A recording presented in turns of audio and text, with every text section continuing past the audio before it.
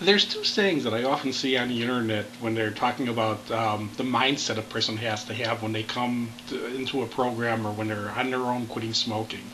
The mindsets are, if you know you're going to succeed, well, then you'll succeed, and if you think you're going to fail, then you're going to fail. These are not totally true statements. There are a whole lot of people who think they're going to fail when they quit smoking, if not the majority who think they're going to fail who quit smoking, who really will be able to quit smoking.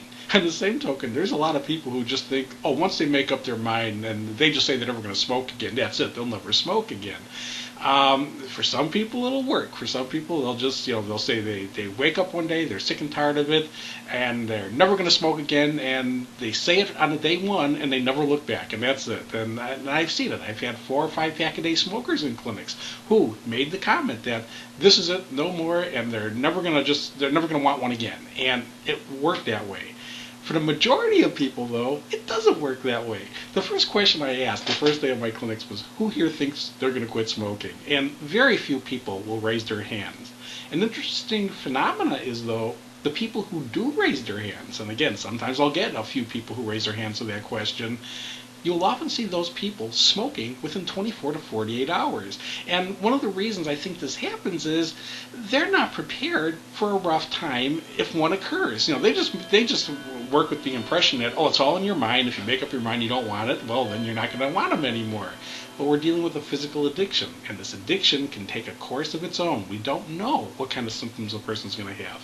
If someone comes in expecting trouble, well, if they have it, they're ready for it. If they don't have it, they're pleasantly surprised. But if they come in not expecting problems, and they get them, they may not be psyched up or ready to deal with it. Now, another situation is, I'll sometimes get people coming in like the second or third day who say there's just, they did it, they made it all day, but there's no way they're going to succeed. I mean, they're really weak people. They'll say this is how they're describing themselves. They can't do anything. They can't lose weight. They really can't get into, good relationships. They can't really maintain friendships with people long times. They can't, they're just total mess ups. That's how they look at themselves. They know they're going to fail because they just fail at everything they ever do in life. This is the way that they'll present themselves. This is the picture they're portraying. And they'll say they know they can't succeed. They didn't smoke it all that day, but they're really weak people, and they know that they can't succeed. They're doing fine. These people have a full potential of success because you know what? Right now, they've gone 24 hours without a cigarette. And if they're saying this the second day, they've gone 48 hours without a cigarette. I don't care what they're saying about how weak they are and how they can't succeed when they set their mind to do something. Hey, these people are doing it. They're doing fine. If they can just keep going at a day-at-a-time basis, they're going to start to surprise themselves and at one point maybe start to realize they really are pulling this off. Now, on the same token, I'll get some people coming into a program who just say at day one, oh, they know they're going to quit. They once they make up their mind to do anything, they can do it. This is who they are. These are captains of industry. These are people who have control over everyone in their lives. This is how they view themselves. And they now work with the basis that they know they're going to successfully quit smoking. And sometimes they'll come in and, they'll say, the second day before I get them signed in, because they won't be there for the meeting when this happens, they'll say, oh, yeah, they made up their mind. This is it. They're done. They're never smoking again. Yeah, they had a puff or two today, but they're never going to go back to smoking. They'll never be smokers again. These people aren't getting it. They are working with this false impression. I mean, truly what it comes down to, they think they're stronger than their cigarettes are. They think they can play the game their way. They're just going to smoke 1 or 2, but they'll never be smokers again because they made up their mind. They don't want to be a smoker. This is a drug addiction. And people are not going to win this addiction by being stronger than it. People are going to win this addiction. People are going to take control of their lives by being smarter than the cigarettes are.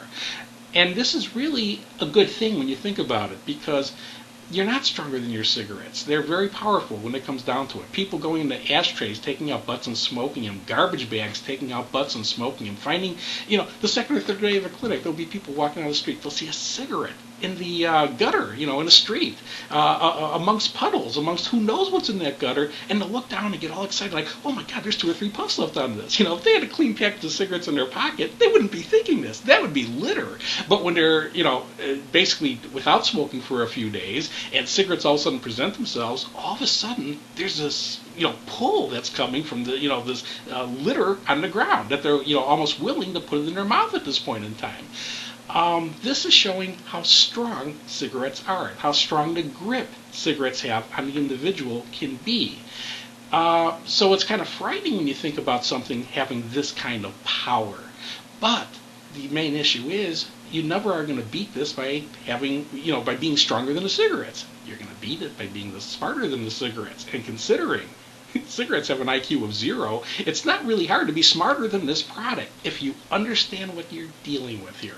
You're not fighting a carton when you're quitting smoking. You're not fighting a case. You're not fighting a million cigarettes. You're fighting a puff. If you don't take that puff, you win the fight. If you take it, it's out the window. You lost at that point in time. If people can understand what it is that they need to be doing, they'll have the game plan. They'll have the roadmap of what they have to do, to get to that destination of successfully quitting smoking. All a person has to do to continue to succeed day after day, working it at a day-at-a-time basis. All they need to do, again, is to stick with the commitment that they hopefully made in the beginning was, again, a day at a time. They're just never going to take another puff.